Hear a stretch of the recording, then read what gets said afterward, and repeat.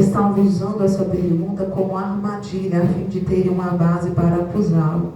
Mas Jesus inclinou-se e começou a escrever no chão com o dedo, visto que continuava a interrogá-lo. Ele se levantou e disse: se algum de vós estiver sem pecado, seja o primeiro a tirar a pedra. Capítulo 10. Então Jesus pôs-se em pé e perguntou-lhe: mulher, onde estão eles? Ninguém a condenou? 11. Ninguém, Senhor, disse ela. Declarou Jesus: eu também não a condeno, agora vá e abandone a sua vida de pecado. Repetindo o capítulo 10. Então, versículo 10. Então Jesus pôs-se em pé e perguntou-lhe: mulher, onde estão eles? Ninguém a condenou? Ninguém, Senhor, disse ela. Declarou Jesus: eu também não a condeno. Agora vá e abandone a sua vida de pecado. Aleluia. A igreja pode se assentar. Aleluia. Aleluia. Enquanto eu estava ali sentada, meditando nesta canção, aleluia, eu me lembrei de um hino da harpa que diz: porque ele vive, aleluia, eu posso crer no amanhã. Aleluia. Nem, irmão, porque o Senhor vive, nós podemos crer no amanhã. Nem porque ele vive, temor não há. Aleluia. A palavra do Senhor vai nos dizendo que Jesus, no capítulo anterior, ele começa a conversar com o povo e os fariseus enviaram alguns guardas para prender ele. E esses guardas, eles chegam até Jesus e começam a escutar Jesus falar. E se a gente for ler o capítulo anterior, a gente vai perceber que Jesus falava e algumas pessoas murmuravam, algumas pessoas não criam, algumas pessoas rebatiam o que ele falava, dizendo: como esse homem pode ser de outro lugar, se eu conheço? Como esse homem pode ser o Cristo, se nós sabemos de onde ele é? E a lei vem dizendo, as escrituras vêm dizendo que nós não saberíamos de onde o Cristo era. E Jesus, então, ele passa ali por um determinado tempo explicando a mensagem dele, dizendo o que ele queria dizer, até que os guardas resolvem voltar sem prender Jesus, e os fariseus começam a interrogar os guardas, dizendo: por que vocês não prenderam? Por que vocês os trouxeram? Não trouxe. E os guardas, eles começam a dizer assim: olha, este homem, ele fala coisas que ninguém mais fala. E os fariseus, então, eles olham para aqueles guardas e dizem: até vocês caíram na conversa desse homem. Até vocês estão crendo que esse homem é o Cristo. E os guardas não conseguem explicar o porquê não prenderam Jesus, mas a Bíblia nos relata que não prendeu, porque não era chegado o tempo dele. Jesus, então, ele se retira e sobe para o Monte das Oliveiras. Eu acredito que Jesus foi orar, irmãos. A Bíblia não fala o motivo que Jesus subiu ali, mas ela fala que Jesus subiu e ao amanhecer ele desceu. Aleluia. Glória a Deus. Em contrapartida, em outro tempo, enquanto Jesus está subindo os Montes das Oliveiras, nós percebemos que havia uma mulher, e que a Bíblia também não relata o nome, mas a Bíblia nos faz entender a história dessa mulher. Nós não sabemos como essa mulher foi criada, nós não sabemos o costume dessa mulher, nós não sabemos de onde essa mulher veio, nós não sabemos de certo a cidade, mas a palavra vem nos falando que aquela mulher estava ali naquele determinado momento, buscando fazer coisas que não agradavam a Deus. Aleluia. Aquela mulher talvez fosse casada e talvez ela fosse pega em adultério com outro homem. Talvez aquela mulher fosse solteira e fosse pega em adultério com um homem casado. Mas a Bíblia ela vem dizendo que aquela mulher, quando ela pecou, alguém surpreendeu ela naquele ato. E diante da palavra do Senhor, nós percebemos que há um respaldo segundo a lei de Moisés. E essa lei, lá em Levítico 20:10, vem nos dizendo que Deus dá uma série de diretrizes a Moisés. E Moisés, ele vai dizendo ao povo, que Deus vai dizendo a ele, em um determinado momento, Deus diz: olha, o homem que for pego em adultério com uma mulher que é de outro homem, com uma mulher que não ao pertence, deverá ser apedrejado, tanto o homem quanto a mulher. Aleluias. Aquela mulher então, ela é surpreendida naquele ato. Eu não sei se uma pessoa surpreendeu aquela mulher e chamou o resto. Aleluias. Mas certo é que mais de uma pessoa pegou aquela mulher para levar até Jesus. A Bíblia vem nos contando, irmãos, que quando aquela mulher foi surpreendida naquele ato, ela sabia que o destino dela estava traçado. Quando aquela mulher foi pega em adultério, ela sabia que existia somente um caminho para ela, pastor, e qual era? Morrer apedrejada, porque a lei de Moisés dava esse direito. Aleluia. E ela poderia ser apedrejada ali mesmo, naquele lugar. Mas olha que interessante. Alguém olhou para aquela mulher adultéria e não quis levar o homem, porque nós percebemos pela história, pastora, que o homem com quem ela está, porque ninguém comete adultério sozinho, irmãos. Mas o homem não foi levado, ela foi. Porém, aquela mulher ela poderia ser apedrejada ali mesmo, naquele local, mas alguém teve uma brilhante ideia e disse: não vamos matar essa mulher aqui, não, vamos levá-la até aquele homem que prega. Porque os guardas não conseguiram prender, porque os guardas caíram na conversa dele, porque os guardas chegaram até os fariseus dizendo assim: olha, aquele homem tem algo diferente e nós precisamos prender aquele homem. Então nós vamos usar o pecado dessa mulher e esta mulher como algo que nos vai dar a oportunidade de acusá-la. E com nós não é diferente. Aleluia. Quantas vezes os nossos pecados é colocado diante do Senhor, pastora, como uma maneira para nos acusar? Quantas vezes nós pegamos pessoas que caíram, que pecaram e levamos diante do outro com maneira de que vamos destruir o ministério dele, vamos destruir a história dele, vamos destruir tudo que ele construiu. Aleluia. Nós vemos Davi, um homem escolhido segundo o coração de Deus. E se a gente for pensar bem, a Bíblia não nos relata o motivo que Deus disse isso a Samuel. Porém, Deus dá uma ordenança a Samuel: Samuel, vai à casa de Jessé e unge alguém que eu escolhi segundo o meu coração. Davi, ele não era perfeito. E a história de Davi vem nos mostrando a sua imperfeição. Davi, ele não era alguém que era isento de pecar. Davi não era alguém que era isento de errar. Davi era um homem segundo o coração de Deus, porque Deus assim disse. Deus assim o escolheu. Deus um dia olhando para o campo, vendo alguém que era desprezado, alguém que não comia com seus irmãos, alguém que alguns historiadores até vêm dizendo que era fruto também de um pecado, e é por isso que ele não se assentava. A gente não sabe ao certo, mas há pessoas que dizem que Davi era fruto de um caso que Jessé teve. Então ele não era digno de se assentar diante da sua família. Se Davi era fruto de um caso, irmãos, eu não sei. Eu sei que Davi era diferente dos seus irmãos até na estatura, porque a Bíblia não perderia tempo de dizer que Davi era ruim se todos os irmãos fossem. Davi era diferente. E Deus manda Samuel ir lá e ungir o rei Davi. Davi, ele torna-se rei, começa a caminhar, e a gente conhece os feitos de Davi. A gente conhece os hinos que o povo começou a dizer: olha, Saul matou 100, Davi matou milhares.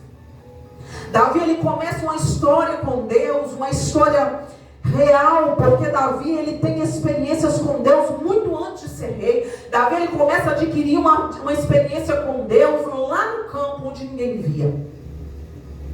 Davi, ele já servia, já conhecia o Deus de Israel quando ele estava sozinho apacentando ovelhas.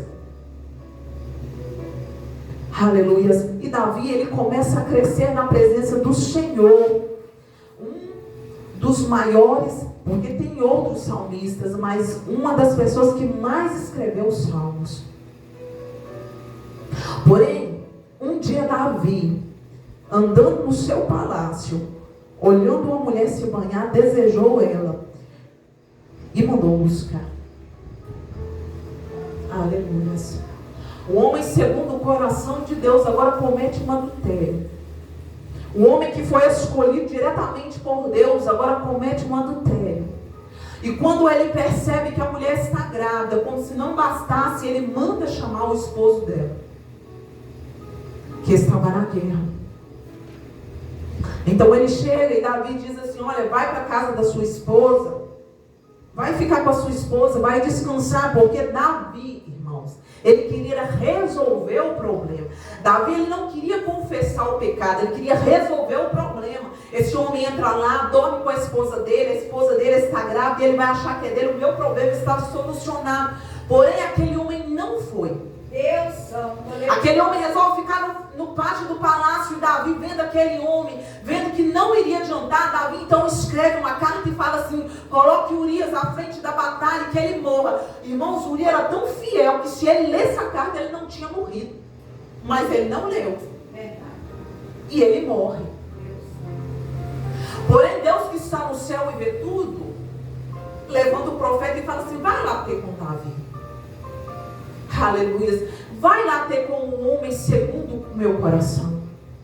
E esse homem chega lá e conta uma historinha. E Davi olha e fala assim: ah, esse homem que tomou tudo que tinha do que não tinha nada, ele merece a morte. Porém, ele não imaginava que aquele homem era ele. Davi por um minuto se esqueceu que o pecado dele não era oculto aos olhos de Deus.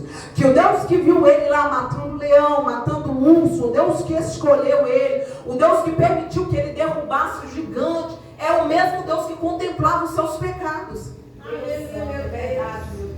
E Davi, quando ele é repreendido, ele vai escrever o Salmo 51. E no Salmo 51 ele começa a dizer: ah, Deus, em pecado eu fui formado, em pecado me concedeu minha mãe. Mas ele termina dizendo: ó Deus, restaura em mim o coração. Aleluia. O que difere, irmãos, quem Deus escolhe de quem Deus não escolhe, é a capacidade que Deus nos dá de arrepender. Porém, nós lembramos de Davi como um homem bom, como um dos maiores reis de Israel. Sabe do que eu entendo com isso, pastor, e o que eu aprendo com isso? Um erro não define a história de um homem. Aleluia. Um pecado não define a história de alguém. Deus, ele olha para você, irmãos, ele vê muito além dos seus pecados. Deus, ele olha para você, ele vê muito além dos seus erros. Deus, ele sabe a história que você tem com ele. E às vezes o homem pega o nosso pior momento para expor. Não é assim? Principalmente se você é alguém conhecido. Talvez conosco não aconteça tanto, porque graças a Deus nós não somos conhecidos. Mas se você é alguém famoso, se você é alguém que prega, se você é alguém que louva, se você é alguém que está aí, que Deus levantou para uma grande multidão, as pessoas sempre vão pegar o seu pior momento para expor. As pessoas sempre vão pegar o seu pecado para expor, para lançar. E aquela mulher, quando ela foi pega em ato de adultério, mesmo ela podendo ser, e a lei dando esse direito a quem foi pego, a quem pegou aquela mulher, essa pessoa não quis. Ela teve uma ideia e falou assim: vamos levar essa mulher a público, diante de Jesus. Porque nós vamos, além de matar essa mulher, nós vamos testar aquele homem e prendê-lo. E os fariseus pegam aquela mulher e descem com aquela mulher até o templo. E Jesus estava ali ensinando. E eles põem aquela mulher diante da presença de Jesus. A Bíblia fala que eles mandam aquela mulher ficar de pé diante de Jesus. E Jesus ensinando. Jesus já estava vendo aquele povo vindo com aquela mulher. E aquela mulher, creio eu, irmão, chorando. Creio eu, humilhada, sendo arrastada ali. Ela para diante de Jesus, de pé. E talvez na mente dela, o que ela pensava era: eu não saio daqui viva. Eu não saio daqui viva, porque vocês estão me trazendo diante deste homem. Talvez aquela mulher nunca tivesse ouvido falar de Jesus. Mas ela sabia que se estavam arrastando ela até a presença daquele homem, alguma autoridade ele tinha.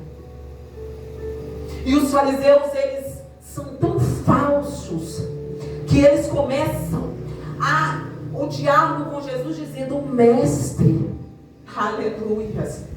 Eles nem consideravam Jesus um mestre, mas eles queriam dar autoridade a Jesus. Passou para dizer, para que eles pudessem acusá-lo. E o povo estava ouvindo Jesus. Então eles começam dizendo: mestre, esta mulher foi pega em adultério, olha, diante da lei de Moisés. Ou seja, se você diz que é o Cristo, se você diz que veio da parte de Deus, você sabe quem é Moisés. Você sabe que Moisés representou. Você sabe que Moisés foi levantado por Deus. Você sabe que a lei de Moisés tem autoridade sobre nós. E se você sabe disso, sabe que essa mulher, ela é digna de morte. Diante da lei de Moisés, essa mulher tem que ser apedrejada. Aleluia. Mas nós estamos aqui querendo ouvir o que o Senhor tem a dizer. Mas nós estamos aqui, mesmo tendo toda a liberdade de apedrejar essa mulher em outro lugar, nós a trouxemos aqui porque nós queremos entender qual o seu conceito de autoridade. Se o Deus que você fala que veio por meio dele, o que ele vai mandar você fazer? Nós estamos aqui, em outra palavra, te testando. E Jesus, irmãos, a Bíblia fala que ele então começa a escrever na terra. E a Bíblia é categórica em dizer que, percebendo ele, que eles continuavam a interrogá-lo. Ou seja, Jesus, ele não respondeu de primeira, ele se calou. E aquela mulher continuava ali em pé, creio eu, chorando e pensando: agora eu vou morrer. E Jesus, ele continua escrevendo na terra, e aqueles homens olhando um para a cara do outro, continuam dizendo: mestre, nós estamos esperando a sua resposta. O que você quer que nós façamos com essa mulher? Porque essa mulher é uma pecadora. Essa mulher não merece viver. Essa mulher ela transgrediu a lei de Moisés. Essa mulher é digna de morte. Jesus continua escrevendo, eles continuam perguntando. E talvez até aquele povo que estivesse do lado estava querendo saber o que Jesus ia responder. Aleluia. Mas eles não sabiam que eles tiraram aquela mulher e levaram a quem podia mudar histórias. Aleluia. Aleluia. Eles não sabiam que eles tiraram aquela mulher e levou alguém que tinha autoridade de mudar histórias. E Jesus então, ele cansado de ouvir aquela interrogação, ele levanta e diz: olha, quem não tem pecado, atire a primeira pedra. Irmão, Jesus estava dizendo àqueles homens ali: olha, se vocês estão limpos, se vocês estão sãos, se vocês nunca cometeram um ato de pecado, de uma transgressão, se vocês seguem a lei de Moisés à risca, matem essa mulher. Jesus estava dizendo em outra palavra: o pecado dessa mulher é exposto, mas eu conheço vocês. Eu sei que o pecado de vocês são oculto, porque outrora Jesus falou com eles assim: olha, vós não sois filhos de Abraão, vocês são os filhos do diabo. Aleluia. Vocês são piores que sepulcros caiados. Jesus, ele olha para os fariseus, irmãos, e eram pessoas, aleluia, que conheciam a lei, eram pessoas importantes. Talvez, se a gente trazer para hoje, os fariseus seriam pastores, apóstolos, pessoas que estão à frente à obra, pessoas renomadas, pessoas que falam em nome de Deus, pessoas que se sentem confortáveis de sentar numa cadeira e dizer: este vai para o céu, este não vai. Jesus, ele olha para aquelas pessoas que estão ali julgando aquela mulher e diz assim: olha, eu sei bem quem vocês são, eu sei bem quem vocês são, porque as suas obras não é oculta aos meus olhos. E se vocês não têm pecado, mata essa mulher. Então aqueles homens, a Bíblia fala que do mais velho ao mais novo começa a refletir e começa a pensar: será que eu não tenho pecado? Porque se o meu pecado é diferente dessa mulher, não me isenta de pecado. Não é? Não é porque o meu pecado é diferente da pastora Maria que eu seja melhor que ela. São pecados diferentes, mas nós pecamos.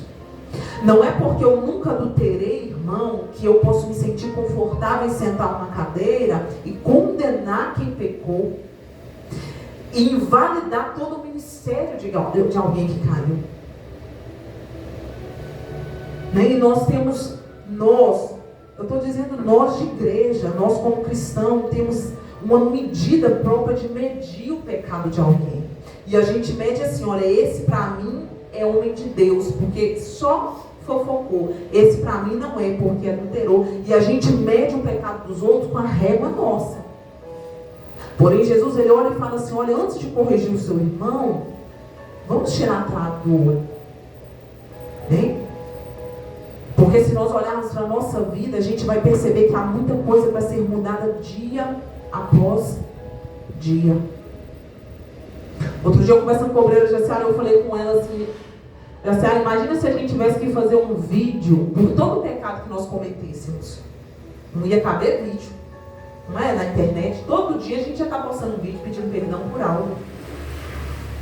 E aqueles homens, eles começam a pensar e começam a jogar as pedras no chão. E as pedras vão caindo, vão caindo, vão caindo. E aquela mulher, talvez, começa a olhar em volta. E um vai embora, e dois vão em volta, e três vai embora. E ela começa a pensar assim, menos um para me condenar, menos um para me apedrejar. Porém, todos foram embora. E Jesus, ele continua escrevendo no chão até no momento que ele levanta. E aquela mulher, ela não correu. Ela poderia ter percebido que todo mundo foi embora, Jesus continuou escrevendo, ela poderia ter virado as costas e ido embora. Porém, ela continua de frente a Jesus, e Jesus levanta, olha para ela e diz assim, mulher, onde estão os que te acusaram? Ninguém ficou? Ninguém te acusou? Ninguém te apedrejou? Ela diz assim, não, mestre. E ele diz, nem eu te acuso. Alguém que tinha autoridade para acusar. Alguém que tinha vida, pastora, para acusar, porque ele era santo e ele poderia acusar aquela mulher. Alguém que tinha vida para dizer para ela, olha mulher, você não é digna, você é impura, você merece morrer. Porém ele olhou para ela e disse assim, nem eu vos acuso. Agora vai embora e não peques mais. Aleluia. A diferença, irmãos, entre pecar e viver em pecado. Há muita diferença entre a gente cair e viver caído. Porque Deus, ele sempre vai nos levantar. Deus sempre vai nos reerguer. Deus sempre vai ter uma nova história para escrever para quem quer ser diferente. Davi, ele viu no Senhor uma maneira de ser diferente. E Deus um dia pergunta para Davi, Davi, você quer cair na mão de quem? E Davi, como não é bobo, ele diz, eu prefiro cair nas tuas mãos, porque tu és misericordioso. Aleluia. É esse o poder de conhecer o Deus que nós servimos. É esse o evangelho, irmãos. É o evangelho que limpa quem está lá fora, mas é o evangelho também que limpa quem está aqui dentro. É saber que quando nós pecamos, erramos e confessamos, o Senhor tem poder para nos perdoar e escrever para nós uma nova história. Aleluia. Há pessoas afundadas nas drogas, há pessoa afundada no pecado, porque alguém um dia olhou para o pecado dela e disse, não tem mais jeito para você. Mas nós aprendemos que com essa mensagem, Jesus tem uma saída. Jesus tem uma solução. Jesus sempre vai transformar histórias para quem quer ser transformado. Eu não sei o fim desta mulher, porque a Bíblia não conta, mas eu creio que a vida dela foi diferente. Eu creio que essa mulher nunca mais entrou por estes caminhos e nunca mais pecou, porque ela lembrou que alguém um dia não a condenou, tendo poder para condená-la. Aleluias. Aleluias. Fique sobre os seus pés. Nesta noite é a mensagem que o Senhor colocou no meu coração.